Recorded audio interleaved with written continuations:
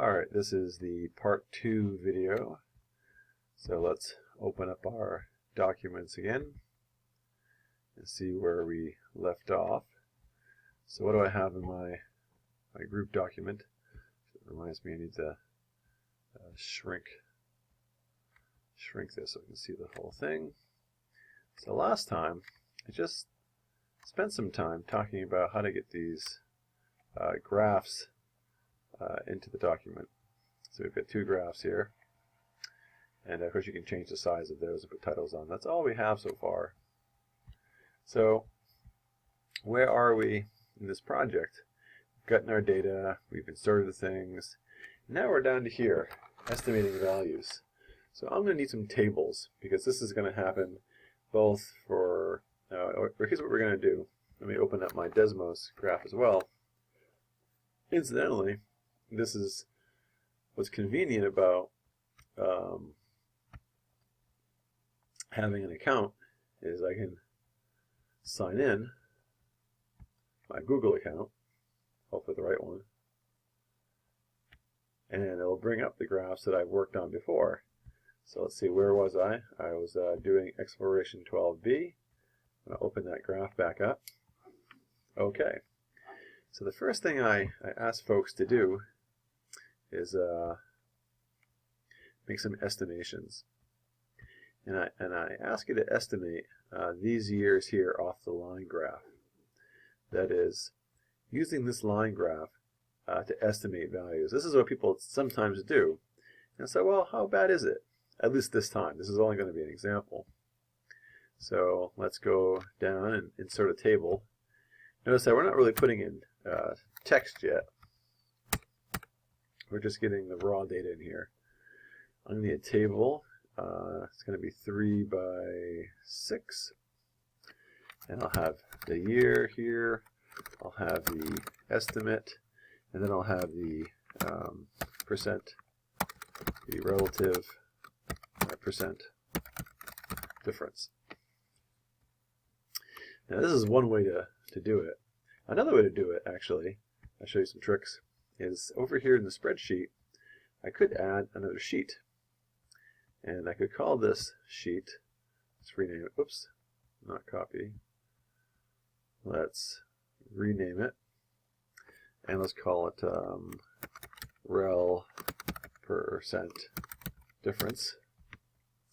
And then I could do the same thing here. I could have year, I could have estimate, and I could do several things here. I could also have best fit line, and then I can have relative percent difference. So what are the years that I have to do? Well, the years are 77, 81. So 1977, 1981, 1991, and 2006, 2009.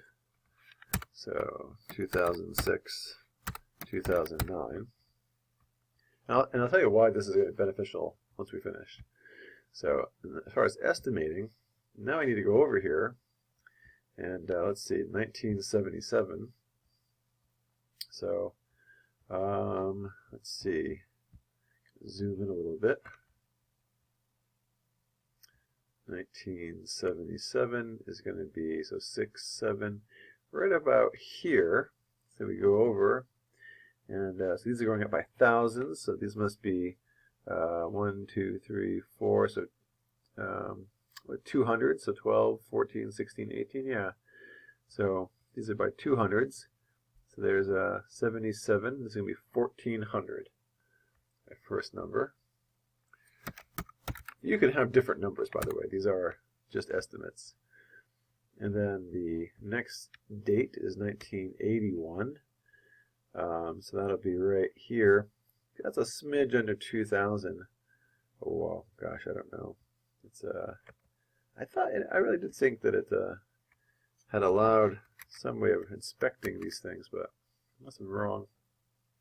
Anyway, just a wee bit under 2000. I'm not. Maybe I'll say 1950. And then 1991, let's go over here.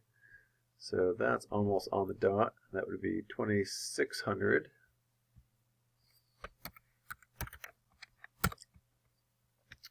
And then 2006, let's see, that's right there. So that's 5400. And then 2009. So where's that? 2009 would be right here. It's sort of halfway between 7400 and 7600. So it's 7500. 7500. And actually, so let's use an acronym: relative percent difference of a connected line versus relative percent difference of best fit. We're looking at both of these. There's a couple of things you can do here, depending on how fancy you want to be. Here's probably something.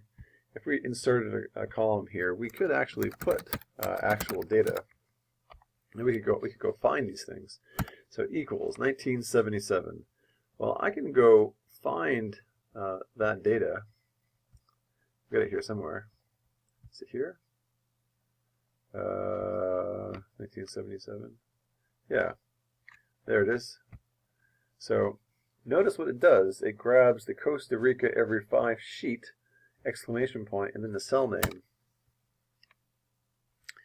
Now, if I were to drag this, it would copy some numbers, but these aren't quite right, because the next cell isn't going to be 77, right? That is, if 27 corresponds to 97, well, actually, right, this data is all sorted kind of funny anyway. So I should probably be a bit more careful. This is all sorted kind of funny. Maybe I won't be quite so good. Well, here, let's do this. So for each one of them, I can do an equals. I can go find 1981. Where is it? Let's be up here. There's 81. I can do equals, looking for 91. There we go. I can do equals 2006. Yep. And then I can do equals 2009. Where is that going to be under?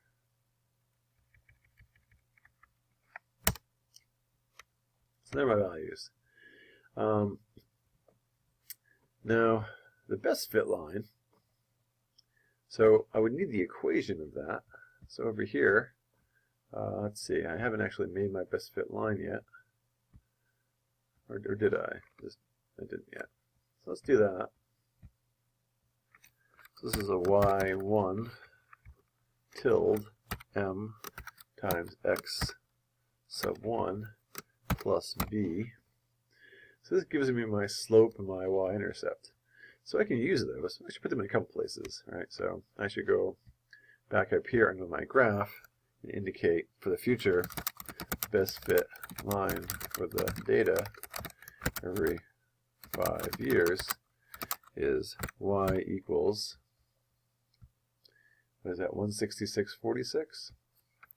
166.46 x plus, and it's this weird negative number that you'll have to come to terms with. Let's get rid of this. All right. So you would want to talk about slope with units and interpretation, and then you want to talk about vertical intercept with units and interpretation. We're not quite there yet. So we're going to take this, we need this, and go to the spreadsheet. I should say, you can do this all with a calculator. But for those of you that are having a good time with these spreadsheets, we can use this information. So watch. I can make this equals 166.46 times the year minus this 327.530, and it gives me, this is what the best fit line says ought to be there. Right? I can just drag that and it fills it in. And now I'm ready to do some computations. So I can compare the estimate from the connected line. In fact, right, so this is a connected line. So I can take the absolute value, right, of the difference between the real value minus the estimate. I can divide that by the actual value, and then I should multiply by 100.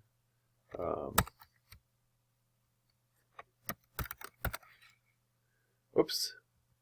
So actually, you notice a mistake. When this happens, it indicates as an error. So you notice what happened here was the B1, I need B2. So this gives me the relative percent difference. So there's not too much difference between the actual data and the estimate for 1977. There's an 82% difference. Here, a 15, a 2, a 10. It's kind of all over the place. Now, I can do the same thing over here.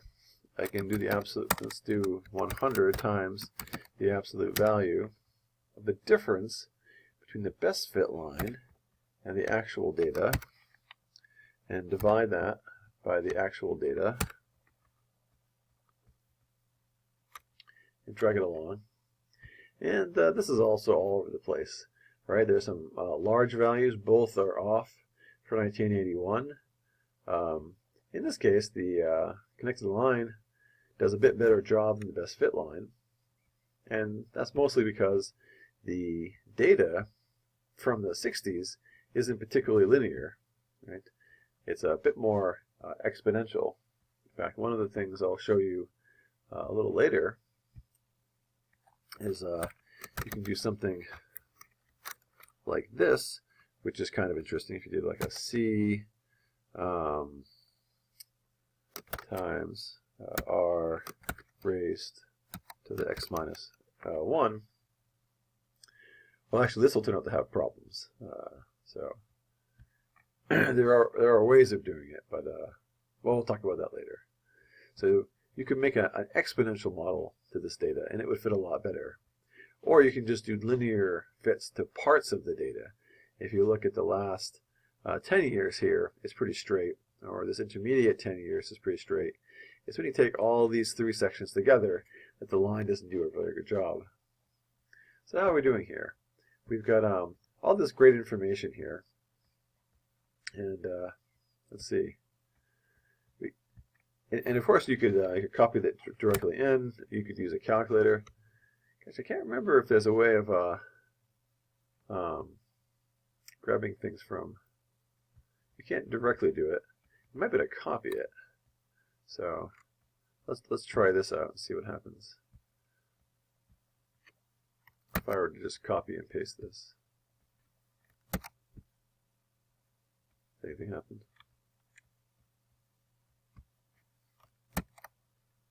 Oh, it did. So that's kind of interesting. But again, you can just do this by hand or with a calculator or whatnot. So I'm running out of my 15-minute mark.